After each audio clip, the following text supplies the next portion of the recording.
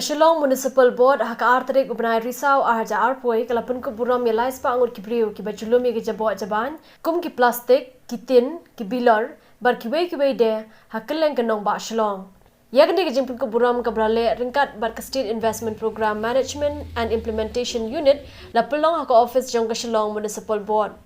Hakne jelang lai don lang ru CEO ka Shillong Municipal Board uba BS Solia bar kiwei de ki nong Trei jongka. Dia mesti badan hafil, mesti badan surat, mesti badan siapa Pynkhuid. Dia mesti bayar di kita ki Trei ki bandang tak Shillong Municipal Board bat ki lak ban penpau, lak ban PDI sya briew ki bayar bayang Trei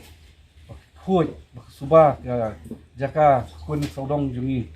ki yo hot ki jingero teng yo ki jing ketho teng yo ki kesem nang ni tai ring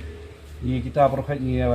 Shillong kumang hikai kelam ini dengan yang ibu ya ibu hikam barang Trei storm susu ni tu dorong kat ni Trei lang ke bunyi keren ni kalau bunyi Trei Pynkhuid ni Trei simet kadang idon kanu ke ba si ha kanu ke kam bagi Trei bagi lap bakadon ke jing duna jing ko hang ni hang tai ni long gibe kloi bagi kenjok tien bat iwe bagi ni tip mengiru khang ba ngilap ni tembek di kita ki bro. Nastang unofficially 2016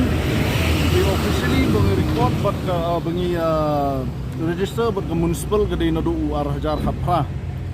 the project in surrounding kata ke kertengi kala batai no project we don't know for how long project. It's not a organization or this and that, it's a project, so we keep on doing as long as we can do it. The project clean surrounding project Pynkhuid saudong saukun. I clean my surrounding, you clean your surrounding, she clean her surrounding, like Mukra will clean its surrounding, Malki will clean its surrounding, police brother. Then ultimately, individually, if each and every citizen of the state do this, or one person from one household do this, then Shillong in itself will become clean.